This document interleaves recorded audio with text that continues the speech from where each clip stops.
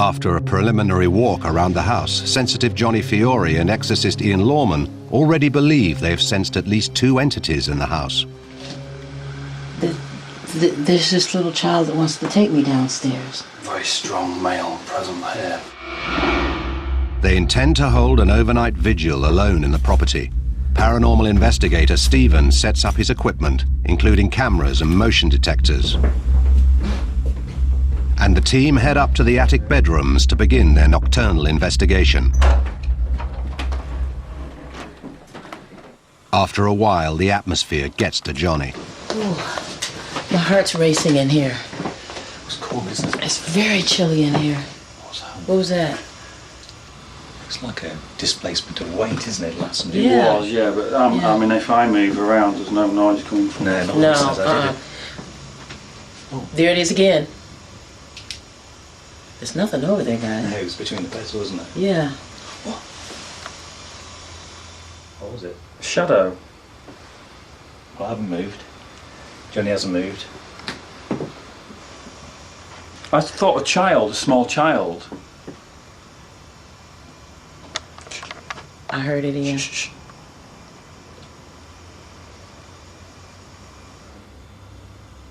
Hello? Whoa! If you're a child in this room with us, could you make that noise for us again, please?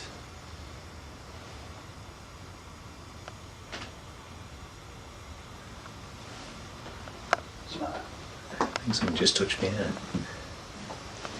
And it sort of... a bump came from behind us. The team continue their investigation on the first floor in Ilona's bedroom.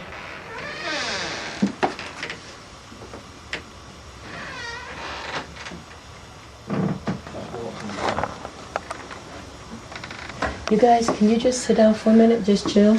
I can't, Johnny. I'm really Okay. irritable in this room. My legs are aching. I feel as if I want to move around. Okay. It's got the same feeling. When we came in, you can't stand still, you've got to be moving. That pipe smell again, it's gone now. It's tobacco smell or something like that. It's strong, isn't it? Yeah. Sir, if you can hear my voice, I feel I need to call you sir for some reason. I heard it. I heard that. Yeah. Yeah. A heavy footstep. Yeah. Boots. Was this your home? Did you work here?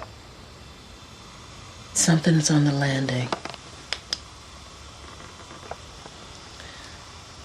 The spirit of a man is standing in that door.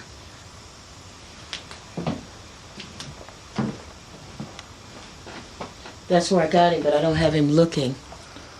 I feel very nervous here. Really?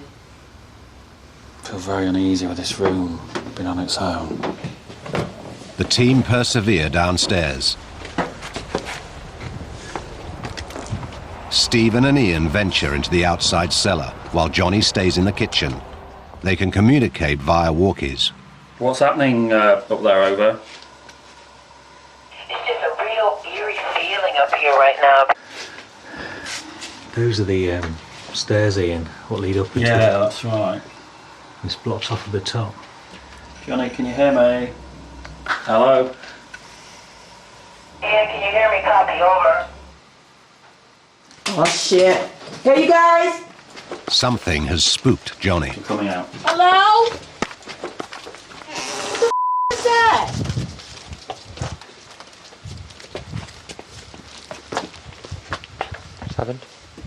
I heard steps in the house. Ian heads inside to investigate the noises. Hello? There was somebody in the house with me. Where exactly was the footsteps, over? On the opposite side of the sitting room, on the opposite side of the sitting room door, somebody was walking up to the door. Hello? I don't like this. This feels weird. There's some weird shit going on up here. that?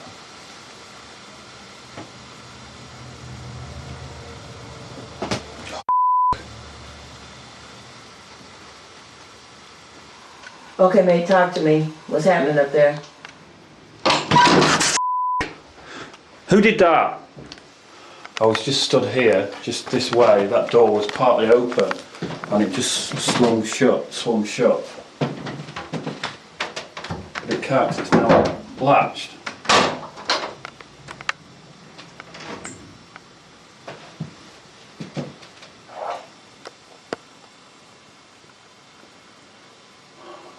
And I said this was a nice, friendly house. Forget about it. The next day, with Alison and Ilona due to return to their property, Living with the Dead historian Hallie Rubenhold visits their house to see what she can unearth about its history. Hereford occupies a key strategic position along the River Wye, and because of this, the Romans saw it as a good place to establish a military outpost. The fort that would have stood here would have been a scene of great bloodshed between the ancient Britons and the Romans, who were both vying for control of the river. This encampment was probably quite sizable as it was situated at the edge of the Roman Empire. The commanding centurion would have had a force of 80 men under him, a formidable fighting machine used to keep the locals at bay. Could the footsteps the family have heard be spectral echoes of ancient patrols that once marched up and down this Roman stronghold? The original house on this site was a cottage built in the 16th century, and later in the 18th century, an extension was added. Although it's known as Delburn Farm, it's referred to locally as Pound Farm. This window was part of the original 16th century structure, and it used to look out onto an enclosure, or what was known as a parish pound. This was a place where animals that had strayed from their owners, such as sheep, cows and horses, used to be kept. People used to have to pay a fee in order to have their animals released, and it was to this farm that they would come to do just that. Could the eerie noises Alison's family have heard be the calls of these displaced animals?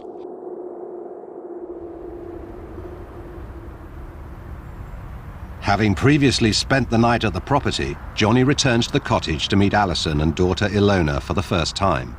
Hi, I'm Johnny. Hi, pleased to meet you. Very pleased to meet you. Hi. Very pleased to meet you. Hey. You have a very, very interesting property. We love living here, but But, there are visitors, I think.